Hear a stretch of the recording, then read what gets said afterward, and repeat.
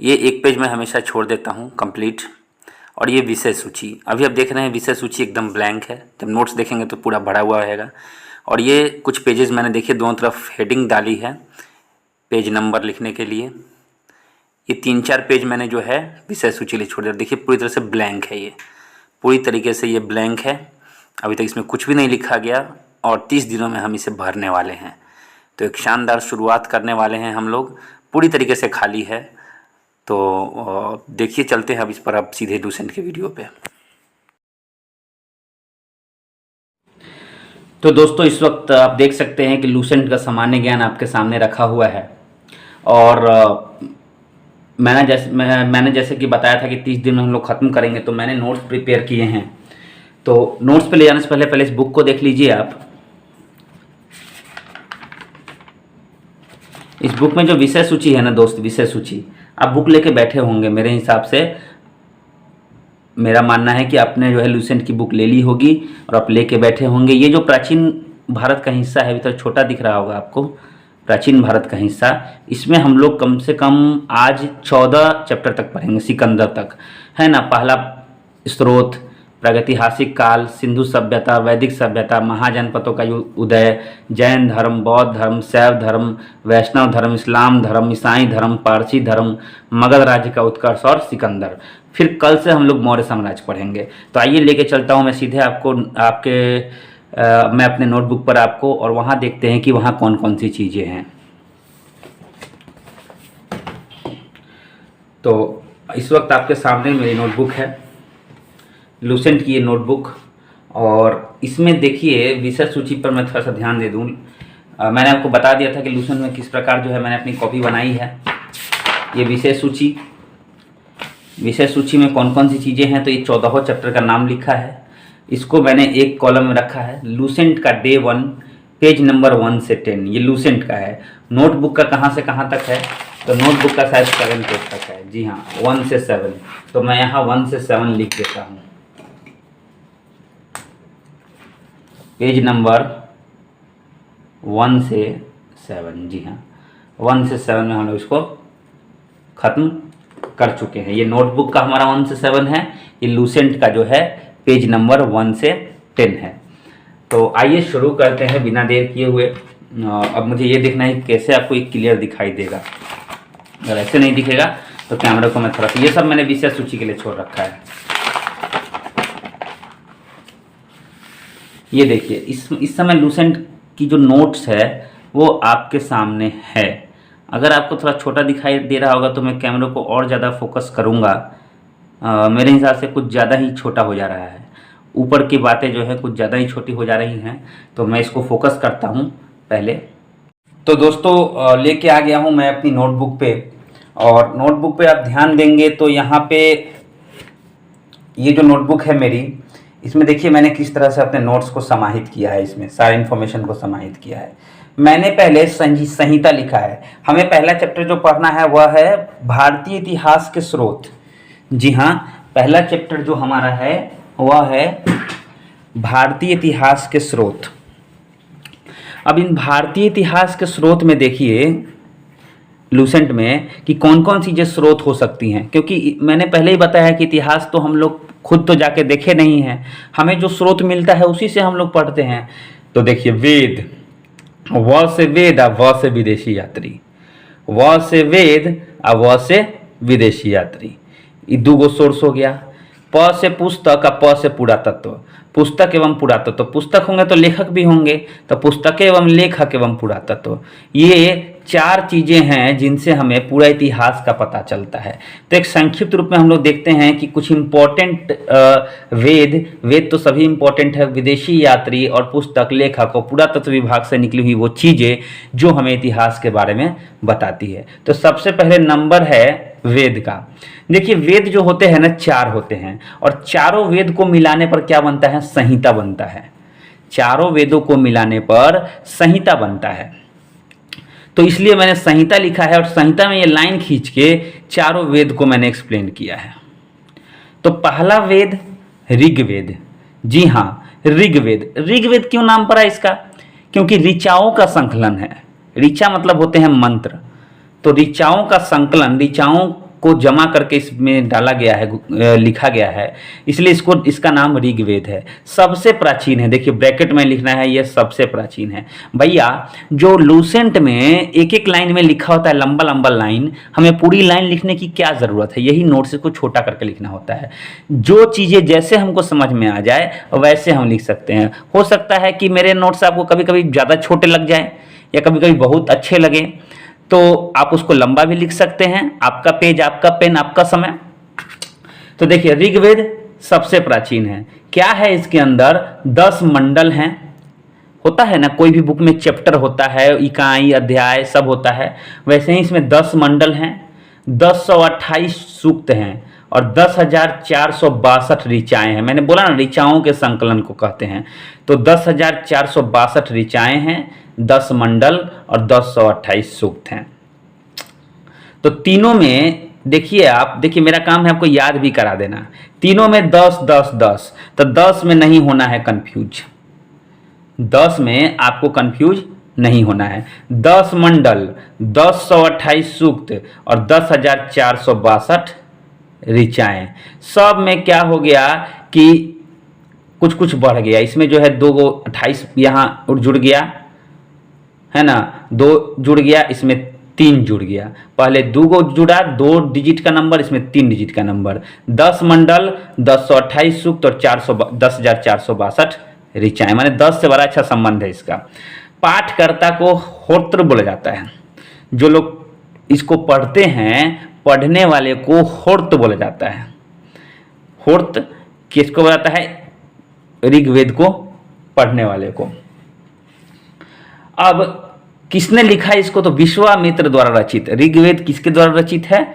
विश्वामित्र। आपने नाम सुना होगा विश्वामित्र का, बड़ा रामायण में। इसमें जो गायत्री मंत्र है वो 3 मंडल लिखा है। तीसरे मंडल में किसका उल्लेख है? गायत्री मंत्र का। गायत्री मंत्र आपको आता है? ओम भूर्भुवः स्वः तत्सवितुर्वरेण्यं भर्गो देवस्य धीमहि धियो यो न प्रचोदयात्। तो गायत्री मंत्र जो है सूर्य को और विष्णु को समर्पित है। ओम भू भ्रुव, कभी अब इसका मतलब समझिएगा तो आपको फिर दोबारा याद करने की नहीं जरूरत पड़ेगी गायत्री मंत्र किसको समर्पित है। तो सूर्य और विष्णु को समर्पित है। तीसरे मंडल में है सोम एक देवता थे। सोम देवता का वर्णन जो है 9वें मंडल में किया गया है। 3 तिहाई 9, 2 गो देवता इसमें, तीसरे ये हो गए, तो 3 गुने 3 तो 9। गायत्री मंत्र तीसरे मंडल में सूर्य और विष्णु को समर्पित, वहीं पे सोम 9वें मंडल में। 4 वर्ण का इसमें जो है चर्चा किया गया है। 4 वर्ण जानते हैं? ध्यान से सुनिएगा। देखिए कभी जाति पाति का ये मत कीजिएगा, लेकिन जो लिखा हुआ है वेद पुराण में उसको हमें डिस्कशन करना पड़ता है।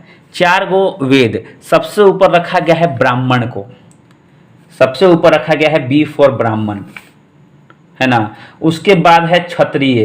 क्षत्रिय जो है KSH लिखते हैं, KSH। आप चाहें तो S भी कर सकते हैं, C से लिख सकते हैं क्षत्रिय, आपको अगर हिंदी में लिखना है तो, लेकिन मैं K से लिखता हूँ, BK, है ना। KSHTRI क्षत्रिय।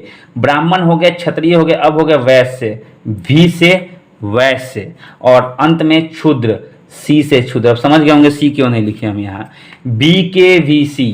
इसका कुछ भी फॉर्म बना लीजिए। अब ऐसा क्यों भाई, इसको ऊपर क्यों रखा गया है? इसको माना जाता है ब्राह्मण जो है वो विष्णु भगवान के मुख से पैदा लिया है। मुख से, यानी मुख से काहे पैदा लेंगे भाई ब्राह्मण? तो ब्राह्मण बड़ी मंत्र जपते हैं, तो मंत्र मुँह से निकलता है। क्षत्रिय, पहले माना जाता है क्षत्रियों को पहले की ऐसा माना जाता है बहुत शक्तिशाली होते थे, तो भुजाओं में से, भुजाओं में शक्ति होती है, तो ये विष्णु भगवान की भुजाओं में से। वैश्य, वैश्य जो है जांघों में से, वैश्य जो है जांघों में से, और सी अंत में सबसे नीचे पैरों में से कौन? क्षुद्र। तो ब्राह्मण, क्षत्रिय, वैश्य और क्षुद्र, 4 वर्णों का जो है इसमें वर्णन है। यही तो है ऋग्वेद। बहुत कुछ है छोटा छोटा चीज जो मतलब ज़्यादा इंपॉर्टेंट नहीं है, आपको जो इंपॉर्टेंट है वही मैं बता रहा हूँ। यजुर्वेद, देखिए इसका नाम है जुर अधर्व्यू। इसके पाठकर्ता को अधर्व्यू बोला जाता है, मैंने ऐसे ही पढ़ा है। अधर्व्यू, वर इसमें आता है, वर इसमें आता है, वर्यु, यहाँ वेद, यजुर्वेद। तो इसलिए हमने इसको इससे जोड़ लिया, इसके पढ़ने वाले को अधर्व्यू बोला जाता है। इसमें जो है सस्वर, पाठ, मंत्र और बलि, दोनों में क्या अंतर है? मंत्र इसमें भी था लेकिन इसमें बलि नहीं था। तो बलि और पाठ जो किया जाता है, हम लोग कहानी सुनाते हैं भगवान का, बृहस्पतिवार वाले का मंगलवार का कहानी जो लोग पढ़ते हैं, सब इसमें था। तो स्वस्वर पाठ, मंत्र और बलि यजुर्वेद में। इसमें यज्ञ की विधि और विधान का भी तरीका बताया गया है जो कि इसमें नहीं था। तो यज्ञ की विधि और विधान यजुर्वेद, नाम देख रहे हैं, यजुर, यज्ञ, यज्ञ ऐसा महसूस हो रहा है, यजुर्वेद। तो यज्ञ की विधि विधान, और गद्य और पद्य दोनों में है। एकमात्र ऐसा जो है गद्य और पद्य दोनों में है, गद्य पढ़ी जाने वाली, पद्य लिखी जाने वाली, ये दोनों में है। ठीक है, आगे चलते हैं सामवेद। इसका नामे से इसको पता चलता है, सामवेद मतलब गाई जाने वाली, है ना। सामवेद जो है गाई जाने वाली ऋचाएं हैं, मंत्र हैं लेकिन सबको गाया जाता है। भारतीय संगीत का जनक माना जाता है इस वेद को, है ना। सामवेद को जो है भारतीय संगीत, स से संगीत और स से सामवेद, याद रखिएगा। सामवेद जो है वो क्या कहता है? भारतीय संगीत का जनक माना जाता है। इसके पाठकर्ता को उदात्रो बोलते हैं, उदात्रो, है ना। उदित नारायण का नाम याद रखिएगा, उदात्रो, ठीक है ना, याद हो जाएगा। उसके बाद अथर्ववेद। अथर्ववेद देखिए, अथर्वा ऋषि, और अथर्वा तो नामे मिल जा रहा है भाई, इसमें क्या याद करना है? अथर्वा ऋषि द्वारा रचित है, जिसमें कन्याओं की जन्म की निंदा की गई है। क्यों की गई है? तो सबसे पहले तो भाई सबसे पिछड़ा हुआ वेद है ये, सबसे बाद का वेद। सबसे पहले का यजुर्वेद और सबसे बाद का वेद अथर्ववेद, याद रखिएगा, पूछा जाता है प्रश्न। इसमें कन्याओं की जन्म की निंदा की गई है। क्यों? क्योंकि इसमें अंधविश्वास और जादू टोना इससे भरा हुआ है किताब। तो जहां अंधविश्वास से जादू टोना, वहां लोग कहेंगे ना कि लड़कियां अभिशाप हैं, लेकिन ऐसा तो कुछ नहीं है। तो यहाँ पे कन्याओं की जन्म की निंदा की गई है और सबसे बाद का वेद है। 4 गो वेद आपका हो गया। बताइए इसमें क्या रटने वाला था और क्या आपको याद नहीं हो रहा था? खैर, थोड़ा सा पुराण के बारे में ज़्यादा कुछ नहीं दिया हुआ है, फिर भी पुराण का थोड़ा सा एक झलक मैंने घेर दिया है। पुराण जो है उसके रचयिता लोमहर्ष और उसके पुत्र थे उग्रश्रवा, इन दोनों को माना जाता है। लोमहर्ष और उग्रश्रवा, यहाँ पे उग्रश्रवा कौन थे? लोमहर्ष के पुत्र थे। पुराणों की संख्या 18 है, 18 गो पुराण है। आप लोग देखे होंगे ना सीरियल, विष्णु पुराण, शिव पुराण, महाबली पुराण, कितने पुराण? 18 पुराण है। सबसे प्राचीन, सबसे पुराना मत्स्य पुराण है। जीवन में इसको याद कर लीजिए। मछली अगर आपको पसंद है चाहे नहीं पसंद है, मत्स्य मतलब मछली होता है, आपको पसंद है चाहे नहीं पसंद है, इससे कोई मतलब नहीं है। आपको मत्स्य पुराण का नाम याद रखना होगा, बहुत जगह आएगा। ये सबसे प्राचीन वेद है और सबसे प्रामाणिक है। तो ये वेदों के बारे में हो गया है। वेदों से हमें क्या क्या पता चला। अब देखते हैं अन्य स्रोत कौन कौन से हैं। अन्य स्रोत कौन कौन से हैं? ठीक है, तो वेद हो गया। विदेशी यात्री देखेंगे, अब पुस्तकें देख लेते हैं हम, लेखक। तो देखिए यहाँ पे अन्य स्रोत, अर्धांगिनी। मैंने यहाँ ये क्यों लिखा? आप चाहे तो थोड़ा सा इसको बड़ा भी लिख सकते हैं, काफी कुछ ज्यादा ही छोटा लिख दिया। अर्धांगिनी पुरुष, महिलाओं को जो है पुरुष का अर्धांगिनी बोला गया है ना। कहते हैं पत्नी को आज भी अर्धांगिनी बोलते हैं। तो ये किसमें कहा गया है? शतपथ ब्राह्मण। शतपथ ब्राह्मण एक रचना है, एक पुस्तक है, धार्मिक पुस्तक, उसमें ये बताया गया है।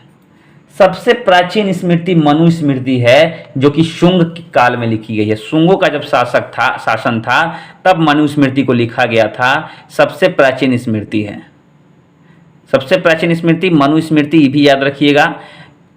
अंबेडकर साहब ने मनु स्मृति के पन्नों को जला दिया था। बुद्ध के पूर्व जन्म की कथा जातक, मैंने इसको क्यों लिखा? हम जब पहला बार, सबसे जीवन में पहला बार ग्रुप डी का एग्जाम दिए थे ना, उसमें आया था, हम गलती से आंसर मारे थे जातक, है ना। जातक में बुद्ध के पूर्व जन्म की कथा वर्णित है। जैन धर्म का प्रारंभिक इतिहास आपको कल्प सूत्र से मिलेगा। जी हाँ, कल्प सूत्र से जो है आपको जैन धर्म का प्रारंभिक इतिहास मिलेगा। तो जैन धर्म का प्रारंभिक इतिहास कहाँ मिलता है? कल्प। इसको किसने लिखा? मैंने लिखना भूल गया हूं, देखिए मुझे लेकिन याद है, इसको शायद भद्रबाहु ने लिखा था। अगर गलती हो गया हो तो क्षमा, आप लोग देख लीजिएगा। जहां तक मुझे याद है, जैन धर्म का प्रारंभिक इतिहास कल्प सूत्र में भद्रबाहु ने लिखा था। उसके बाद अर्थशास्त्र जो है वो कौटिल्य ने लिखा था। अर्थशास्त्र मतलब रुपया पैसा का देन लेन से मतलब नहीं है। अर्थशास्त्र मतलब राजनीति, यहाँ पे ये है। आजकल अर्थशास्त्र का मतलब रुपया पैसे के लेन देन से होती है, देश की वित्तीय स्थिति से होती है, लेकिन उस समय जो अर्थशास्त्र कौटिल्य ने लिखा था वो पूर्णतः जो है राजनीति पर निर्भर थी। राजतरंगिणी, देखिए जब स्रोत है, इस समय इतिहास का पता चला था। राजतरंगिणी कलहन ने लिखा था, कलहन, और इसमें राजतरंगिणी में कश्मीर का इतिहास का पता चलता है। तो कश्मीर, कलहन, राजतरंगिणी। तो कश्मीर का इतिहास किसने लिखा? कलहन ने लिखा। कलहन ने किसमें लिखा? राजतरंगिणी में लिखा। उसके बाद चचनामा, चचनामा से पता चलता है कोई मुस्लिम पुस्तक है, मुस्लिम रचना है, अली अहमद ने लिखा। अरबों की सिंध विजय की व्याख्या थी इसमें। अरब जो जिन्होंने अरबों ने सिंध पर विजय प्राप्त की थी उसकी पूरी व्याख्या जो है वो चचनामा में है। उसके बाद अष्टाध्यायी, देखिए मैंने यहाँ लेखक का नाम पहले थोड़ा उल्टा कर दिया है। पाणिनि ने लिखी थी अष्टाध्यायी। अष्टाध्यायी की रचना किसने की? पाणिनि ने की। ये मौर्य युगीन जो राजनीति है, कौटिल्य के अर्थशास्त्र के बाद इसी का स्थान है। तो मौर्य युगीन, मौर्यों के समय में जो राजनीति चल रही थी उस राजनीति के बारे में पूरी तरह जो है वर्णन किसमें है? अष्टाध्यायी में है। इसके लेखक कौन है? पाणिनि है। उसके बाद एक गार्गी संहिता है। गार्गी संहिता के लेखक है कात्यायन। इसमें यवन आक्रमण, भारत पे जो यवन आक्रमण हुआ था उसके बारे में बताया गया है। उसके बाद महाभाष्य के लेखक पतंजलि है। इसमें शुंग के इतिहास, शुंगों के काल में क्या लिखा गया था? मनुस्मृति। और इस शुंग का इतिहास जो है वह मिलता है महाभाष्य में, जिसके लेखक पतंजलि है। तो इतना ही था जो अन्य स्रोत में है। अब आते हैं कुछ विदेशी यात्रियों को भी देख लेते हैं। कुछ महत्वपूर्ण विदेशी यात्री भी यहाँ पर हैं। जैसे पहला विदेशी यात्री मेगास्थनीज। कौन था? तो मेगास्थनीज सेल्यूकस निकेटर का राजदूत था। सेल्यूकस निकेटर कौन था? सेल्यूकस निकेटर सिकंदर का जो है सेनापति था। तो सिकंदर का सेनापति सेल्यूकस निकेटर, उसका राजदूत कौन था? मेगास्थनीज था। इसने बहुत अच्छी किताब लिखी थी इंडिका, मौर्य युगीन सभ्यता का, उसमें संस्कृति का उल्लेख किया था इंडिका में। इंडिका किसने लिखी थी? मेगास्थनीज ने लिखी थी। मैंने गोल घेर दिया भैया, Megasthenes you are so much important. अब है प्लिनी। अभी प्लिनी कौन थे? The natural history. नेचुरल देखिए नाम से इसका पता चलता है, ज़्यादा कुछ इसमें दिमाग नहीं लगाना है। नेचुरल मतलब प्राकृतिक, प्राकृतिक चीज़ों के बारे में लिखा है इसने। पेड़ पौधे, खनिज, झरना, नदी, ये सब के बारे में लिखा था। ये कौन? पाणिनि। तभी तो भूगोल का रचना हुआ। मतलब भूगोल इसने नहीं लिखा था, लेकिन भौगोलिक परिवर्तन जो हुए थे उसका इतिहास हमें पता चला। उसके बाद फाहियान। फाहियान का नाम आपने सुना होगा। फाहियान देखिए, ह से हर्षवर्धन, ह से ह्वेंसांग। तो ह मिल जाता है, फ नहीं मिलता है, तो वो है चंद्रगुप्त टू। फाहियान आया था, चीनी यात्री था और चंद्रगुप्त टू के दरबार में आया था। 14 वर्ष तक रहा था। ये 4 है, इसको आप दूसरा कुछ मत पढ़िएगा। 14 वर्ष है, 14 वर्ष तक ये यहाँ पे रहा था। ह्वेंसांग भी चीनी यात्री था, हर्षवर्धन के काल में आया था। ह से ह्वेंसांग और ह से हर्षवर्धन। 630 से 645 15 साल रहा था। ये चला था चीन से 629 में, 1 साल तो इसको आने में लग गया। तो 630 से 645 इसने एक रचना लिखी थी सी यू की। मैंने बताया था ना, सी यू की में इसने पूरे भारत का वर्णन बहुत अच्छे तरीके से किया था। और जब ये आया था नालंदा विश्वविद्यालय में पढ़ने, उस समय नालंदा विश्वविद्यालय कुलपति शीलभद्र थे। कौन थे? शीलभद्र। उसके बाद थोड़ा कुछ और लेखकों पर भी नजर डाल देते हैं। अलबरूनी। अलबरूनी जो है मोहम्मद गजनवी जो लूटने आया था भारत को, उसके साथ आया था।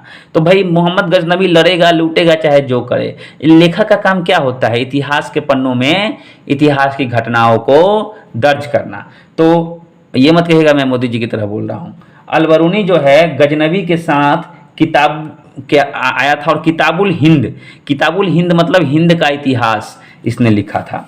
उसके बाद इब्न बतूता, अक्षय कुमार की एक मूवी है कि अक्षय कुमार की पता नहीं, इसमें गाना है इब्न बतूता अब बगल में जूता, ऐसे कुछ गाना है। तो इब्न बतूता जो था वो हमेशा अपने जूता अपने बगल में रखता था। मजाक कर रहा हूँ।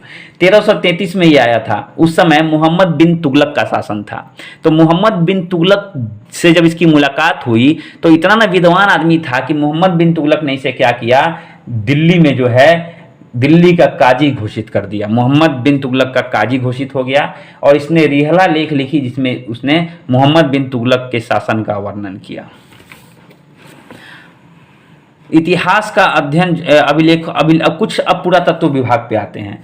अब तो हो गया वेद हो गया, विदेशी यात्री हो गया, पुस्तक लेखक हो गया। अब आते हैं पुरातत्व विभाग पर। हाँ भैया, तो पुरातत्व जो होते हैं अभिलेख, उनके अध्ययन को हम लोग बोलते हैं इपिग्राफी। क्या बोलते हैं? इपिग्राफी। या ये आया था क्वेश्चन, मैंने खुद फेस किया था। पुरातत्व संबंधी स्रोत है ना। तो पुरातत्व में क्या है? तो देखिए, भागवत धर्म जो आजकल बोलते हैं ना, भगवा, लाल केसरिया कलर का झंडा जो रहता है, हनुमान जी जो है हमारे हिंदू देवी देवताओं का चित्र उस पर रहता है। तो एक धर्म था भागवत धर्म। तो भागवत धर्म जो श्री कृष्ण उस समय थे, तो भागवत धर्म में जो है, भागवत धर्म का जो है व्याख्या कहाँ मिलता है? गरुड़ स्तंभ लेख से मिलता है। लेख हम छोड़ दिए क्योंकि सब लेखे है। तो भागवत धर्म का व्याख्या गरुड़ स्तंभ लेख से मिलता है। उसके बाद भारतवर्ष के बारे में, हाँ, भारतवर्ष जो नाम है, भारतवर्ष के बारे में तो है ये है, लेकिन ये भारतवर्ष जो नाम है ये हाथी गुम्फा अभिलेख में मिलता है। हाथी गुम्फा अभिलेख, ये उस समय राजा कौन थे जब ये अभिलेख लिखा गया था? कलिंग के राजा खारवेल के समय में अभिलेख लिखा गया था, हाथी गुम्फा अभिलेख, जिसमें भारतवर्ष नाम मिलता है। उसके बाद दुर्भिक्ष। दुर्भिक्ष क्या था भाई? दुर्भिक्ष भी जो है, दुर्भिक्ष एक महापुरुष, उनको समझ लीजिए, एक योद्धा समझ लीजिए। तो दुर्भिक्ष के बारे में जो है शाहगौड़ा अभिलेख में मिलता है। हुणों के आक्रमण। अब ये हुण के आक्रमण हुए थे भारत में, हुणों का आक्रमण हुआ था, स्कंदगुप्त के समय हुआ था हुणों का आक्रमण, और हुणों को इन्होंने दबा दिया था, मार के भगा दिया था। तो ये कहाँ मिलता है? भीतरी स्तंभ अभिलेख में। कहाँ इसकी व्याख्या मिलती है? भीतरी स्तंभ अभिलेख में। अब हुण भीतर घुस गए, घर के अंदर घुस गए हैं, तो ये भीतरी स्तंभ लेख में, और स्कंदगुप्त ने इन्हें जो है गुप्त रूप से मार के भगा दिया था, ऐसे याद रखिए। सती प्रथा। सती प्रथा का वर्णन जो है एरन अभिलेख में मिलता है। सती प्रथा का जो है एक सती होने का प्रमाण एरन अभिलेख में क्लियरली लिखा हुआ है। उसके बाद रेशम बुनकर। रेशम बुनकरों के बारे में कहाँ चर्चा की गई है भाई? हम लोग तो इतिहास में लिख देते हैं कि रेशम बुनकर हुआ करते थे, उनकी स्थिति दयनीय थी। कहाँ से लिखते हैं भाई? अपना दिमाग से नहीं, ये सब लिखा हुआ है मंदसौर अभिलेख में। कहाँ? मंदसौर अभिलेख में। मंदसौर अभिलेख जो है मालवा नरेश यशोवर्मन के समय में जो है लिखा गया था। यहाँ इधर आपको शायद नहीं दिख रहा होगा। मालवा नरेश यशोवर्मन के समय में। आहत। आहत किसको बोलते हैं? तो प्राचीन जितने भी सिक्के होते थे, कभी कभी सिक्कों से भी पता चलता था। जैसे कि सिक्के से भी हमें पता चला कि जो समुद्रगुप्त था, वो समुद्रगुप्त जो है वीणा वादनी करते हुए दिखाया गया है सिक्के पर। तो ऐसा माना गया कि समुद्रगुप्त जो है वो म्यूजिक का बहुत शौकीन था। हालांकि उसने सारे म्यूजिक सिस्टम अपने यहाँ बंद करवा दिए थे, लेकिन म्यूजिक का बहुत अच्छा, संगीत का अच्छा शौकीन था सिक्का से। तो जो पुराने सिक्के होते थे उनको आहत बोला जाता था। वीणा बजाता शासक समुद्रगुप्त। जी हाँ, समुद्रगुप्त सिक्के मिला। रोमन सिक्के जो है वो कहाँ पे मिले? अरिकमेडु, जो कि पुदुचेरी में है। अरिकमेडु से पुदुचेरी में जो है रोमन सिक्के प्राप्त हुए हैं। अब देखिए, जो मंदिर बनते हैं ना दोस्त, मंदिर, देखिए मंदिर यहाँ लिखा है मैंने, ये मंदिर यहाँ लिखा है। अब मंदिर में देखिएगा 2 लाइन खींचा हुआ है, एक तरफ लिखा हुआ है नागर, एक तरफ लिखा हुआ है द्रविड़। इसका तंगा ऊपर ध्यान दे दीजिए। नागर माने उत्तर भारत। उत्तर भारत में जो नागर शैली से मंदिर निर्मित होते थे, जिस शैली से, उसको नागर शैली बोला जाता था। और दक्षिण भारत में जो मंदिर निर्मित होते थे वो द्रविड़ शैली से होते थे, याद रखिएगा। और इन दोनों के, और ऐसी शैली जिससे जो मंदिर बने होते थे, दोनों को मिला के जो मंदिर बनते थे उनको वेघर शैली। देखिए दोनों को मैंने यहाँ प्लस का साइन मार दीजिएगा। दोनों जुट गए तो क्या हुआ? यहाँ पे वेसर शैली, वेघर नहीं, वेसर शैली का जन्म हुआ।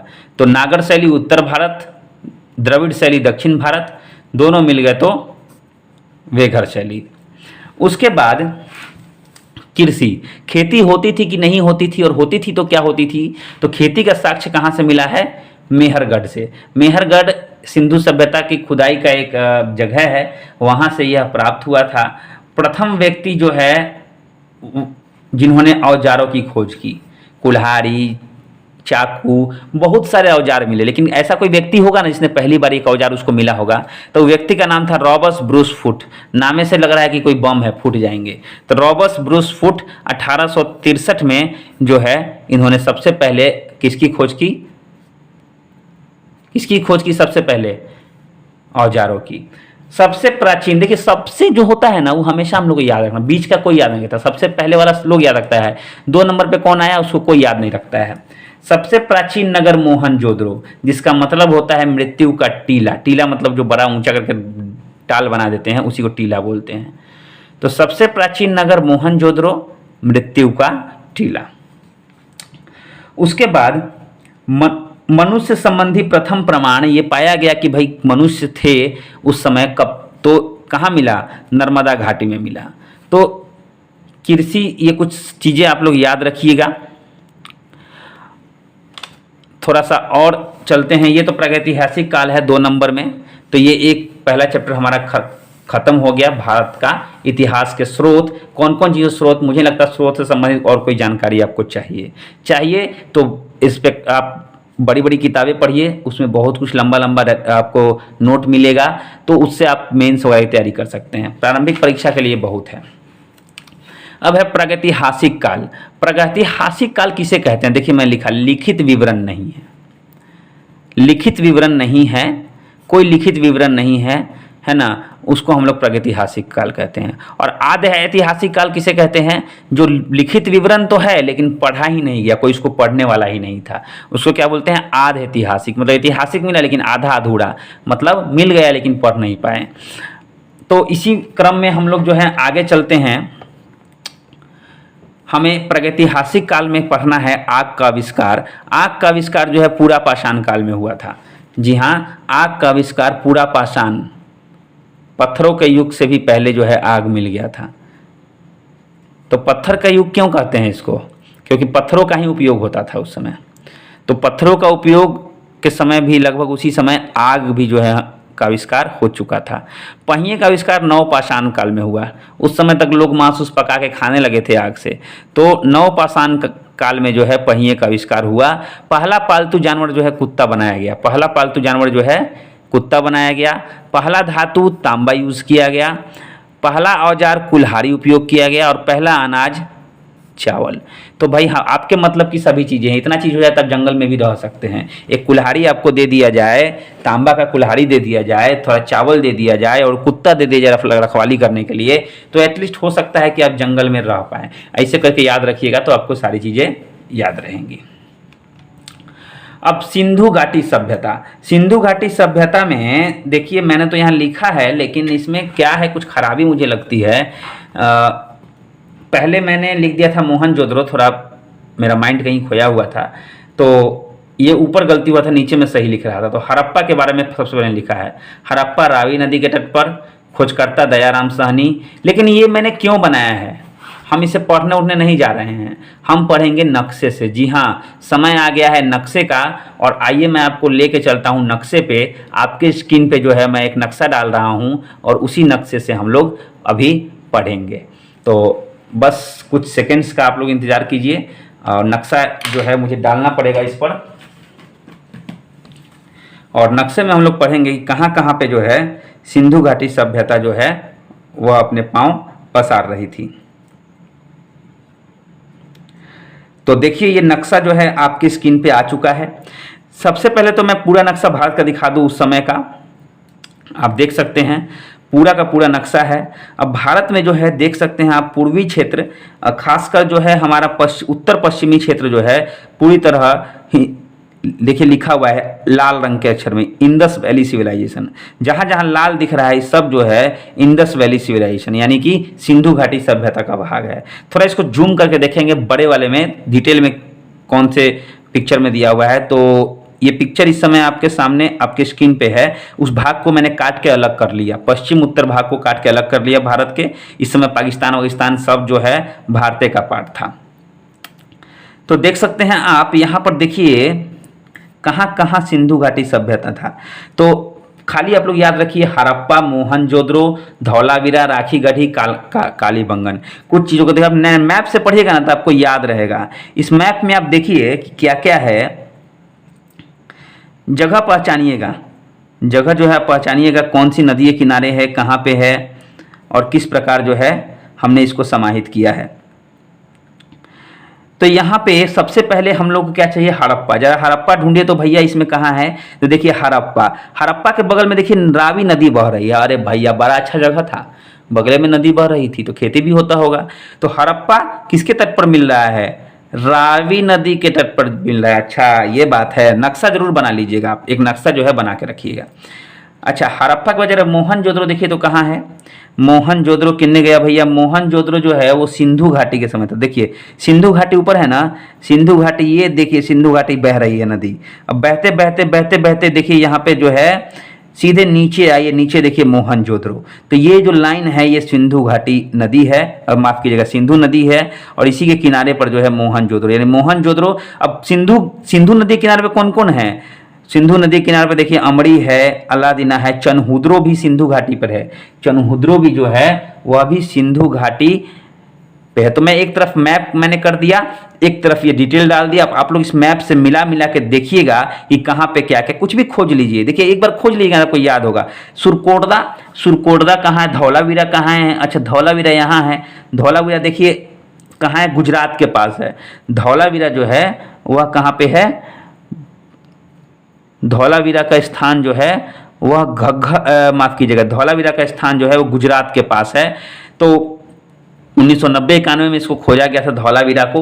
तो जो जो चीज़ आप यहाँ लिस्ट में देख रहे हैं उसको आप इस मैप में खोजिए, ये आपका होमवर्क है, खोजिएगा तो याद हो जाएगा। आगे चलें, आपकी इच्छा हो तो पहले देख लीजिए, इसकी स्क्रीनशॉट लेना और लेके आराम से इसमें खोजते रहिए। एक बार खोज लीजिएगा ना तो आपको मैप में याद रहेगा कहाँ पे क्या था। चलिए आगे चलते हैं, पेज पलट लूं मैं।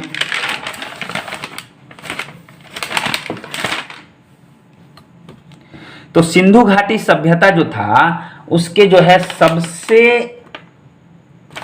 थोड़ा सिंधु घाटी सभ्यता का मैंने इतिहास आपको नहीं बताया। सिंधु घाटी सभ्यता के बारे में देखिए थोड़ा सा तथ्य है यहाँ पे।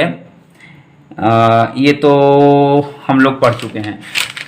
इसकी खोज जो है राय बहादुर दयाराम साहनी ने की थी, और ये सिंधु घाटी से मात्र प्रधान था। मात्र प्रधान क्यों बोलते हैं, सबसे ज़्यादा देवियों की मूर्ति मिली है यहाँ पे, तो ऐसा माना जाता है कि देवियों की पूजा लोग बहुत करते थे। कुछ तथ्य और जानते हैं इसके बारे में।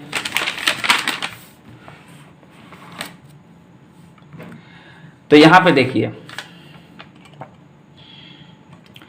सबसे अधिक स्थल जो है सिंधु घाटी सभ्यता के गुजरात में खोजे गए। सबसे अधिक स्थल कहाँ खोजे गए, गुजरात में। सबसे बड़ी इमारतों में सबसे बड़ी इमारत जो है स्नानागार, नहाने वाला कमरा, बहुत बड़ा था।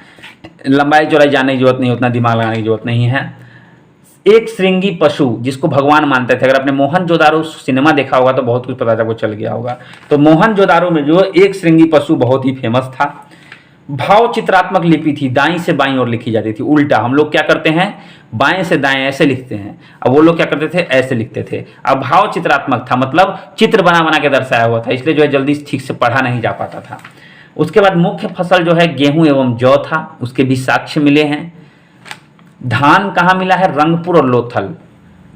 रंगपुर और लोथल दो ऐसे स्थान हैं जहां पे धान का साक्ष्य मिला है। हड़प्पा में शव को दफनाया जाता था और मोहनजोदड़ो में शव को जलाया जाता था। तो देखिए मोहन नाम है ना, मोहन हिंदू नाम है, जलाया जाता है। तो मोहनजोदड़ो में जलाना और हड़प्पा में दफनाना। मैं ऐसे ही कुछ कुछ रीजन लगा के इनको याद करने का प्रयास करता था। आगे चलते हैं, वैदिक सभ्यता।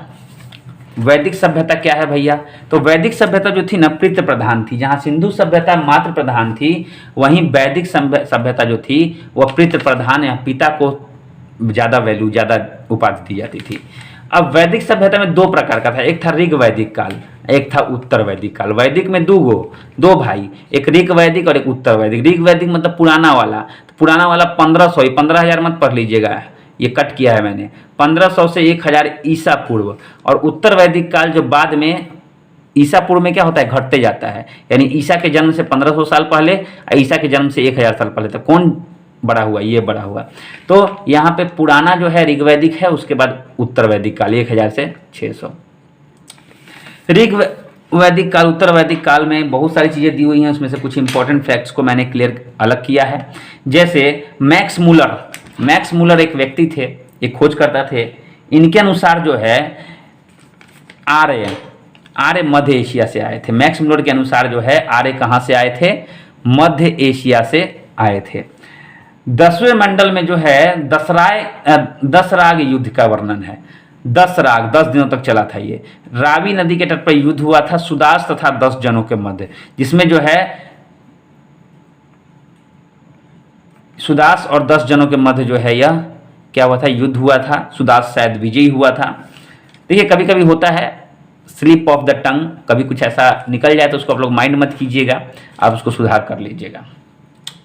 अमाजू, अमाजू किनको बोला जाता था? अमाजू, यानी अ से आजीवन, है ना, आजीवन अविवाहित कन्या को जो है अमाजू बोला जाता था, है ना। उसके बाद सोमरस, मैं इसको रोमांस पढ़ रहा था अभी। सोमरस, सोमरस जो है मैं अपनी राइटिंग कभी कभी नहीं पढ़ पाता हूँ। जो पेय पदार्थ थे उस समय, हम लोग बियर पीते हैं ना, बियर, मैं तो नहीं पीता हूँ, मतलब उस समय का बियरे मान लीजिए, है ना, ये सोमरस होता था, लोग ओकेजनली पीते थे। उसके बाद उत्तर वैदिक काल में देखिए 1000 से 600 ईसा पूर्व, इसमें मुख्य व्यवसाय कृषि था। सत्यमेव जयते मुंडकोपनिषद एक रचना है, उससे ली गई है क्या? सत्यमेव जयते। ये प्रश्न आता है। 2 महाकाव्य का वर्णन है उस समय, महाभारत और रामायण। महाभारत का पुराना नाम क्या था? जय संहिता था। महाभारत का पुराना नाम क्या था? जय संहिता। गोत्र का जन्म जो है उसी समय हुआ है। कब हुआ है? उत्तर वैदिक काल में। और वर्ण जो है वो जन्म के आधार पर होता था, माने किसके घर जन्म लिए हैं। पहले क्या होता था कि काम के अनुसार होता था, जो जैसा काम करता था उसको वैसी ही जाति दे दी जाती थी। अब यहाँ जाति जो है जन्म के आधार पर हो गया, आपने किसके यहाँ जन्म लिया उस पर निर्भर करता है। अब यहाँ पे अगला जो है वह है महाजनपदों का उदय। मैं थोड़ा कैमरा ऊपर कर लेता हूं। 5वां है महाजनपदों का उदय। तो देखिए महाजनपद जो है ना, रटना बड़ी मुश्किल काम है दोस्त।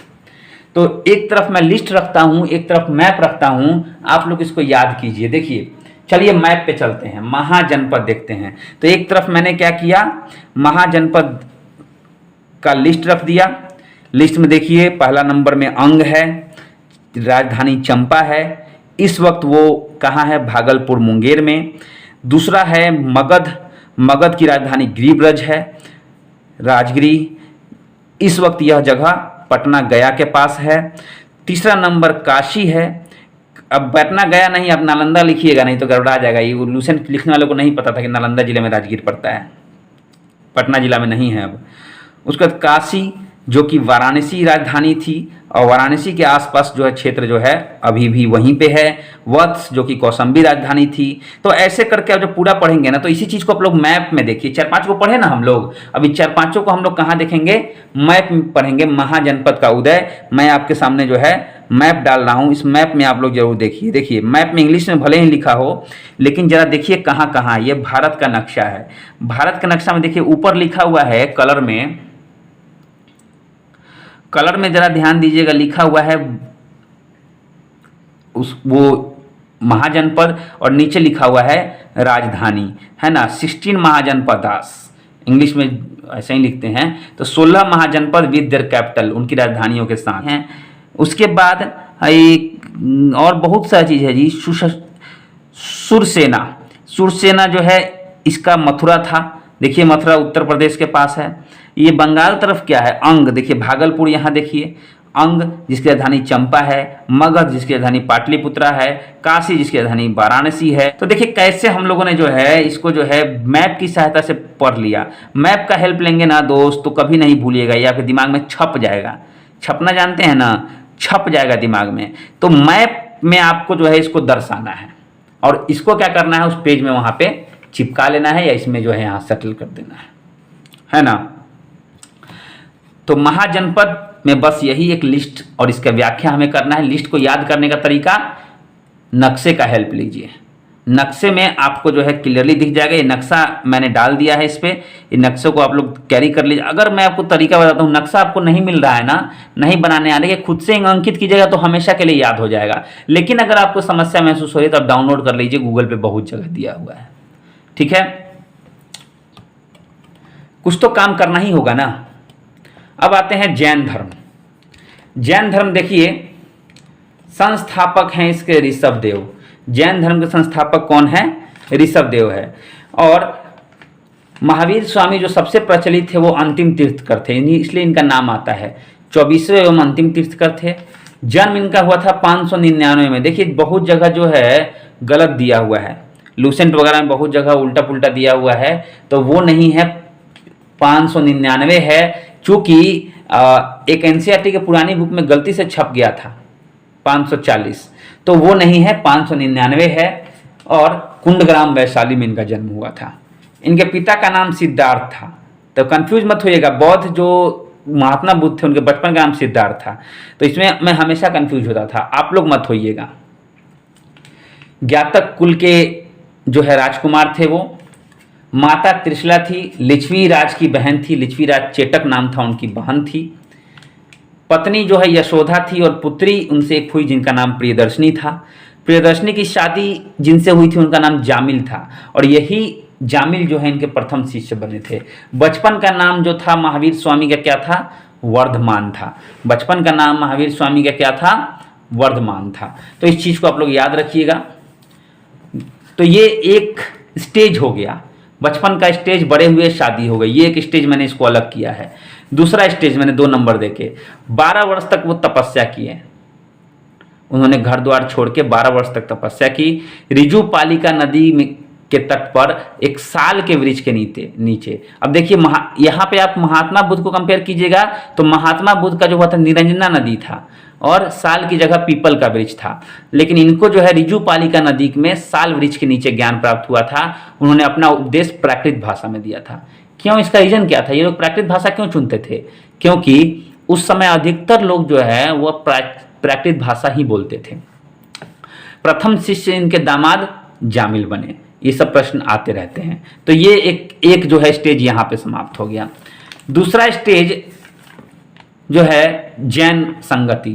जैन संगति के बारे में देखिए मृत्यु तो इनकी 527 में हो गई पावापुरी में। महावीर स्वामी की मृत्यु 527 में पावापुरी में हो गई।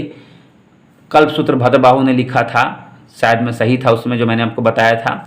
खजुराहों का जैन मंदिर चंदेल शासकों ने बनवाया है। ये कुछ कीर्तियाँ हुई थी स्थापित, लेकिन इनकी मृत्यु के बाद जो है जैन संगति जो हुई, पहला जैन संगति हुआ, देखिए 527 में मर गए थे, 127 साल के बाद पहला जैन संगति हुआ 300 ईसा पूर्व। 300 ईसा पूर्व जो है 527 ईसा पूर्व जो है, यानी बहुत पहले जो है ये मर गए थे। बाद में जाके जो है 300 ईसा पूर्व में क्या हुआ, पाटलिपुत्र में स्थूलभद्र की अध्यक्षता में जो है क्या हुआ, प्रथम जैन संगति हुआ। उसके बाद फिर कितने साल के बाद हुआ? 300 साल तो ऐसा ही गुजर गया, 306 साल देख सकते हैं। 300 साल जाएगा तब नहीं 300 माइनस होगा। तो द्वितीय जो है 6ठी शताब्दी में होता है, ईसा पूर्व मत लिखिएगा यहाँ पे, 6ठी शताब्दी में हुआ था। वल्लभी गुजरात, वल्लभी कहाँ पे है? गुजरात में है। ये श्रमा श्रवण एक व्यक्ति थे, उन्हीं की अध्यक्षता में हुआ था। तो 2 ही जैन संगतिया का वर्णन है लूसेंट में। उसके बाद जैन धर्म के जो विचार थे वो सांख्य दर्शन से आए थे। और उस समय कौन कौन राजा थे प्रभाव में? तो उदयन, चंद्रगुप्त मौर्य, कलिंग के नरेश खारवेल, अमोघ वर्ष और चंदेल शासक, ये लोग जो उस समय थे जिस समय जैन धर्म प्रभाव में था। आगे जाके जैन धर्म जो है 2 भाग में बट गया। एक बार 12 वर्षों का अकाल पड़ा और 12 वर्षों तक लगातार अकाल पड़ा तो लोग त्रस्त हो गए और वहाँ पे स्थूलभद्र जो है वह चले गए, अपने कुछ अनुयायियों को लेकर चले गए, लेकिन वहीं पे भद्रबाहु जो है वो नहीं गए, माफ़ कीजिएगा, हाँ भद्रबाहु नहीं गए। ये कहें कि हम किसी तरह अपनी इस धरती को नहीं छोड़ेंगे। बाद में जब स्थूलभद्र आए तो इन्होंने एक्सेप्ट नहीं किया, स्वीकार नहीं किया, इन्होंने अपना एक अलग बना लिया। तो जैन धर्म आगे जाके 2 भाग में, देखिए जैन धर्म लिखा है 2 भाग में बट गए। पहला श्वेतांबर, श्वेत मतलब क्या होता है? सफ़ेद, ये लोग सफ़ेद वस्त्र पहनते थे।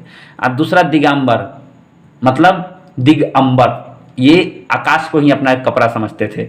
तो ये जो है पूरी तरह से जो है कह सकते हैं कि बिना कपड़ों के रहते हैं, तो ये दिगंबर हैं। तो श्वेतांबर जो है वो स्थूलभद्र ने बनाया और दिगंबर जो है भद्रबाहु ने बनाया। समझ में आ गया होगा ये जैन धर्म का क्या मामला था। अब आते हैं बौद्ध धर्म पर। बौद्ध धर्म के संस्थापक थे महात्मा बुद्ध, जिनको एशिया का ज्योतिपुंज कहा था। लाइट ऑफ एशिया किसको कहा जाता है, ये प्रश्न आया था। लाइट ऑफ एशिया जो है वह महात्मा बुद्ध को बोला जाता है। जन्म स्थान इनका लुम्बिनी था। 563 ईसा पूर्व में इनका जन्म हुआ था। बचपन का नाम इनका सिद्धार्थ था, पिता का नाम सुधोधन था। इनकी माता तो जल्दी मर गई थी, प्रजापति गौतमी थी जिन्होंने इनको पाला था। 29 वर्ष की अवस्था में इन्होंने क्या किया, घर बार त्याग दिया। तो महाभिनिष्क्रम, इस घटना को जो घर छोड़ देते हैं, है ना, देखिए भ्रमण भटकना, तो इसको भाव से भटकना, भिनिष्क्रम, तो महाभिनिष्क्रमण जो है ये नाम दिया गया जब वे घर छोड़ दिए। पहली बार जो है गुरु अलार कलाम के पास भी गए, उनको ज्ञान मिला निरंजना नदी के तट पर पीपल वृक्ष के नीचे, जो अभी बोध गया में है। कहाँ पे है? बोध गया में। प्रथम उपदेश उन्होंने सारनाथ में दिया। उस समय सारनाथ का नाम ऋषिपत्नम था। तो कहीं सारनाथ के अलावा अगर आपने याद किया है सारनाथ और ऋषिपत्नम आया तो उसको गलत मत कीजिएगा, ऋषिपत्नम होगा। तो ये धर्म चक्र परिवर्तन हुआ, मतलब बुद्ध जब घर छोड़े तो महाभिनिष्क्रमण, तो मतलब भटकने के लिए चले गए, तो यहाँ पे भिनिष्क्रमण याद रखने के लिए। अब धर्म चक्र परिवर्तन, उन्होंने लोगों को ज्ञान दिया, अब यहाँ से धर्म के चक्र का परिवर्तन होगा। तो इस घटना को धर्म चक्र परिवर्तन बोलते हैं। हमेशा प्रश्न आते रहते हैं। उसके बाद भाषा, पाली भाषा में जो है इन्होंने अपने सारे उपदेश दिए। सर्वाधिक उपदेश इन्होंने कौशल की राजधानी श्रावस्ती में दिया। सबसे अधिक जो है उन्होंने कहाँ दिया था अपना उपदेश? कौशल की राजधानी श्रावस्ती में। अब देखिए कुछ चीज़ मैं आपको समझाने वाला हूँ, बड़ा मजा आएगा आपको ये रटने की जरूरत नहीं पड़ेगी। कुछ ऐसे चीज़ें थे जिनसे बुद्ध के जन्म में जो कुछ घटनाएं हुई थी बुद्ध के जीवन में, उसको डिनोट किया गया था। जैसे जन्म हुआ तो कमल एवं सांड। अब कमल खिलता है ना, नया कमल खिलता है, सुबह में खिलता है, नया जन्म होता है, तो जन्म मतलब कमल। और सांड, अब सांड किस लिए रखा गया जन्म के नाम से, ये हमको आप जो है मुझसे मत पूछिएगा, आप खुद समझदार हैं, समझ लीजिएगा। याद करने के लिए कह रहा हूँ, मुझको जो है महात्मा बुद्ध के प्रति श्रद्धा है, तो मैं मजाक नहीं बना रहा हूँ, लेकिन याद करने के लिए कमल एवं सांड आप लोग समझ लीजिएगा। मतलब गिरि त्याग, घोड़ा क्या होता है? भाग जाता है। घोड़ा जब जो है, घोड़ा को छोड़ देंगे, हाँक देंगे जोर से मार के, तो घोड़ा क्या होगा? भागते जाएगा। घोड़ा भाग गया, घर छोड़ दिया, तो गृह त्याग मतलब घोड़ा। पीपल के नीचे ज्ञान प्राप्त हुआ था, तो ज्ञान मतलब पीपल, है ना। और मृत्यु मतलब स्तूप। अब मरने के बाद लोगों का क्या बन जाता है? स्तूप बन जाता है, तो मृत्यु स्तूप। अब देखिए इसमें याद करने वाला कहाँ था, आपको सब याद हो गया होगा। 483 इसमें जो है ईसा पूर्व में उनकी मृत्यु हुई। महापरिनिर्वाण, निर्वाण का मतलब ही होता है मुक्ति, निर्वाण मतलब होता है मुक्ति। महापरिनिर्वाण, परि मतलब होता है बाहरी दुनिया से, महा मतलब जानते होंगे बहुत बड़ा, यानी उनको हर तरह से मुक्ति मिल गई, जिसको हम लोग जिस घटना बोलते हैं महापरिनिर्वाण। तो देखिए कितने आसानी से हमको ये चीज याद हो गई। आगे चलते हैं, बौद्ध सभा के बारे में देखते हैं। कुछ बौद्ध सभाएं हुई बुद्ध की मृत्यु के बाद।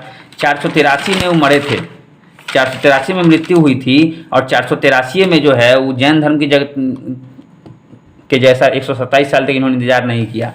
पहला जो है 483 ईसा पूर्व में उन्होंने राजगीर में आजाद शत्रु के शासनकाल में, जो है आपको मन हो तो यहाँ पे अध्यक्ष भी लिख सकते हैं, महाकश्यप वगैरह है जो है, ये सब चीज़ आप लिख सकते हैं, मैंने नहीं लिखा है। 483 जगह है, आप लिख सकते हैं। 483 से पूर्व जब बुद्ध की मृत्यु हुई थी, बस ध्यान में रखिएगा, पहला बौद्ध संगति उसी समय हुआ था, राजगिरी आजाद शत्रु के समय में। 100 साल के बाद 383 ईसा पूर्व में वैशाली में, ज़्यादा दूर नहीं गया, है ना। अगर यहाँ पे राजगीर है तो यहाँ पे वैशाली है, बीच में ये पटना है, तो ज़्यादा दूर नहीं गए ये लोग, पटना को स्किप करते हुए सीधा वैशाली पहुँच गए। तो 383 में वैशाली, काला अशोक के समय में, है ना। उसके बाद यहाँ से परिवर्तन हुआ। फिर 255, खाली आपको याद रखना है 255, जी हाँ 255, 255 ईसा पूर्व में पाटलिपुत्र में जो है तीसरा संगति हुआ अशोक के काल में। तो ये काला अशोक आप साथ में याद रखिए, और नहीं तो अशोक एगो छोड़ के फिर अशोक, माफ कीजिएगा, आजाद शत्रु अ से आजाद शत्रु, अ से अशोक, एगो छोड़ के, जैसे आपको याद रखना हो। मैंने इसको ऐसे याद रखा था कि आजाद शत्रु तो पहले है, ये हैं भाई, शत्रु हैं, आजाद है, तो भाई इनको पहले देखना पड़ेगा, तो पहला का इन्होंने किया।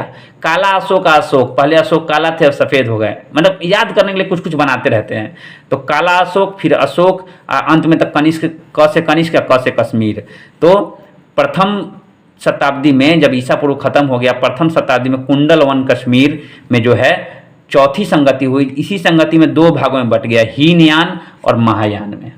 हर जगह मतभेद होता है, कहते हैं ना ज़्यादा हड़िया रहेगा तो ढंढन आएगा, वही बात हो गया था। बौद्ध तथा जैन धर्म में क्या समानता है? बौद्ध तथा जैन धर्म में यही समानता है कि अनीश्वरवाद, दोनों ही अनीश्वरवाद में विश्वास रखते थे, दोनों ही अनीश्वरवाद में विश्वास रखते थे।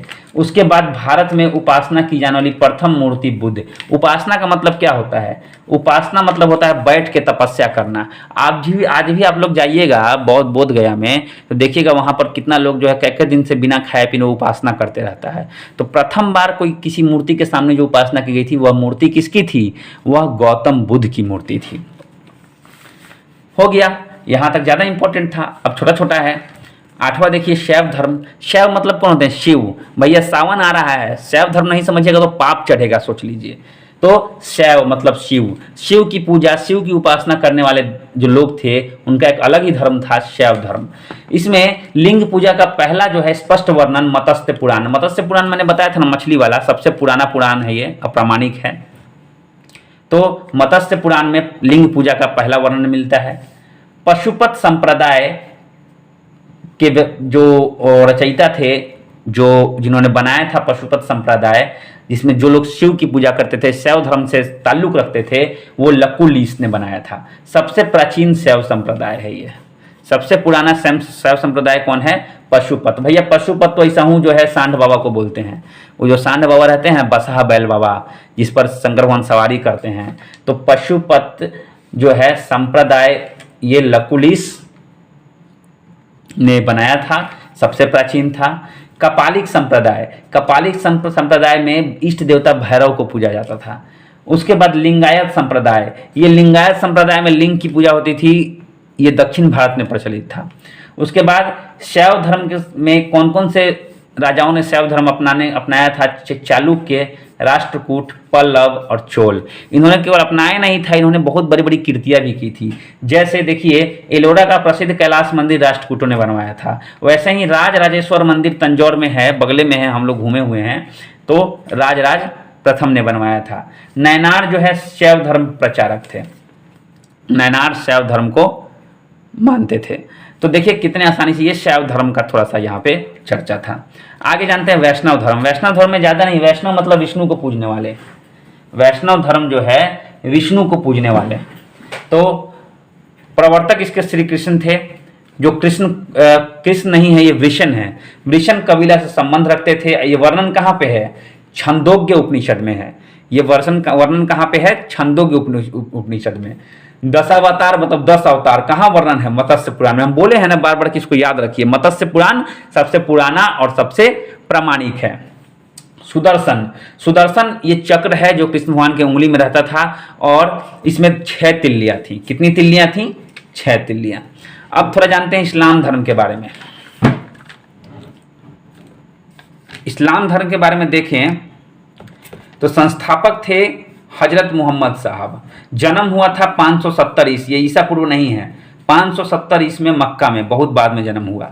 ज्ञान 610 में मिला, माने 40 साल की उम्र में इनको ज्ञान मिल गया।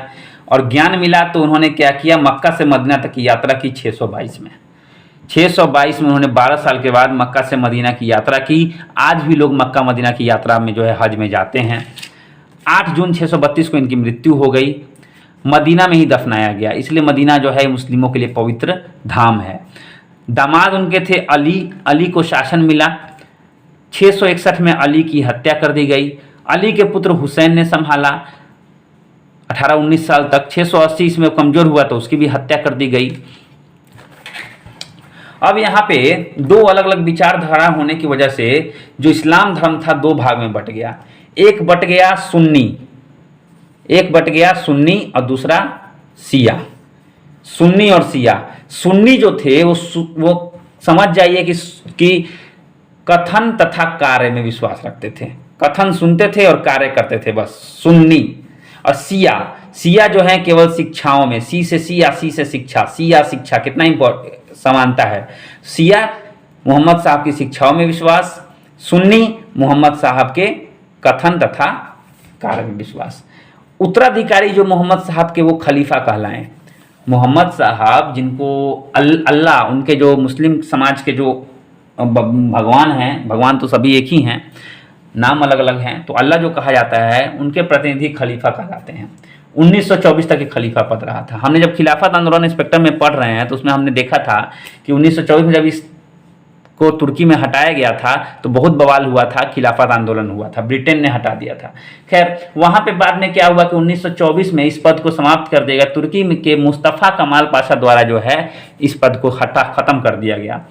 और जिस दिन मोहम्मद साहब का जन्मदिन होता है उसी दिन ईद उल मिलाद उल नबी का पर्व मनाया जाता है। ईद मनाया जाता है जिसको बोलते हैं ईद उल मिलाद उल नबी, किनके जन्मदिन पर? मोहम्मद साहब के जन्मदिन पर। ये इस्लाम धर्म। उसके बाद ईसाई धर्म। ईसाई धर्म के संस्थापक ईसा मसीह होते। ईसा मसीह को आप लोग जानते होंगे, जीसस क्रॉस साइन। जन्म जेरूशलम में हुआ था, जोरहाट एक जगह था, वहाँ पे जोरहाट मन हो तो लिख दीजिएगा। पिता जो थे उनके जोसेफ थे और माता का नाम मैरी था। पिता का नाम जोसेफ, मैरी आप याद रखिए, जोसेफ मैरी कंप्लीट याद रखिए, हस्बैंड वाइफ दोनों का नाम। उसके बाद सूली पर जो है रोमन गवर्नर पेंटियस ने चढ़ाया था। क्यों चढ़ाया था भैया, इतने अच्छे आदमी थे तो? कारण, उसके पीछे कारण था कि बहुत ज़्यादा लोकप्रिय हो गए थे, इतना लोग उनको चाहने लगे कि ये रोमन गवर्नर को बर्दाश्त नहीं हुआ और उन्होंने जो है उनको जो है सूली पे चढ़ा दिया। किसने चढ़ाया? रोमन गवर्नर पेंटियस ने। पारसी धर्म। पारसी धर्म के पैगंबर कौन है? जरथुष्ट्र नाम है, जो कि एक ईरानी थे। पवित्र किताब जेंद अवस्था। पारसियों की पवित्र किताब जेंद अवस्था है, ज़्यादा कुछ हमें पढ़ना नहीं है इसमें। आगे चलते हैं, मगध राज का उत्कर्ष, इसको ध्यान से देखना है। संस्थापक इसके कौन थे? बृहद्रथ थे। इसके संस्थापक कौन थे? बृहद्रथ थे। राजधानी कहाँ थी? गिरिब्रज, जो कि राजगिरी में है। तो देखिए मगध राज्य का उत्कर्ष, तो मगध की राजधानी कहाँ थी? राजगीर, गिरिब्रज, और संस्थापक बृहद्रथ, दोनों लगभग एक जैसे हैं। इसी में एक बहुत ही महान शासक हुए जिनका नाम था बिंबिसार। 544 ईसा पूर्व में गद्दी पर बैठे।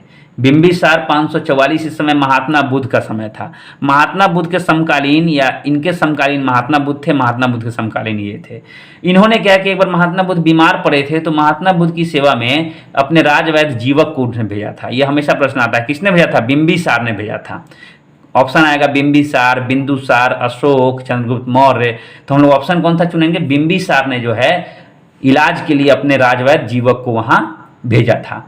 इसका काम क्या था बिंबिसार का? ये तो लड़ता झगड़ता ये था, जीतता भी था, लेकिन इसका एक और काम था, बड़े बड़े राज्यों में एक लड़की से जो है राजा की लड़की से शादी कर लेना। तो वैवाहिक संबंध करके उसने अपने क्या किया? साम्राज्य का विस्तार किया। पुत्र अजात शत्रु द्वारा इसकी हत्या कर दी गई 493 ईसा पूर्व में। तो 544 में आया और 493 में क्या हुआ? मारा गया। कितने साल जिया? तो 44 साल इधर हो गया और 7 साल, लगभग 50 साल तक ये शासन में रहा। 50 वर्ष तक इसका शासन रहा। अजात शत्रु ने इसकी हत्या कर दी।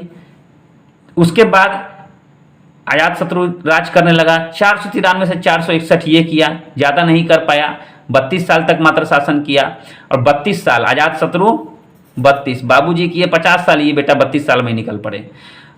अब उदाइन आ गया। उदाइन ने क्या किया? अजात शत्रु को मार दिया और खुद बैठ गया। पितृहंता बोला जाता था इसको। मगध राज्य में जो ये मगध राज्य का उत्कर्ष जो हुआ था, इसमें जो संस्थापक बृहद्रथ थे, ये पितृहंता इनका वंश था। पिताओं की हत्या करके बनते थे ये लोग। उसके बाद उदाइन ने महत्वपूर्ण काम किया। पाटलिपुत्र नगर की स्थापना की। किसने की? उदाइन ने। जी हाँ, पाटलिपुत्र नगर की स्थापना जो है उदाइन ने की।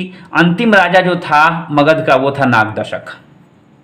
नाग समझते हैं? सांप। सांप तो मरा ही जाता है आजकल, लोग देख लेते हैं तो इसलिए याद रखिए अंतिम जो थे नागदशक। उसके बाद अमात्य शिशुनाग, देखिए इसका नाम है शिशुनाग, आप लोग खाली शिशुनाग रख सकते हैं। अमात्य शिशुनाग द्वारा इसको हटा दिया गया पद से और शिशुनाग वंश की स्थापना हुई और फिर से जो है राजधानी पाटलिपुत्र से वैशाली। तो पाटलिपुत्र में राजधानी शुरू से था मगध साम्राज्य का। राजधानी कहाँ उठा के ले जाया गया? वैशाली में। कि कौन ले गया? शिशुनाग, अमात्य शिशुनाग। किसको हटा के? नागदशक को हटा के। नागदशक किसका था? मगध साम्राज्य का अंतिम शासक था। सबसे महत्वपूर्ण शासक कौन था? बिंबिसार था। क्या किया था इसने?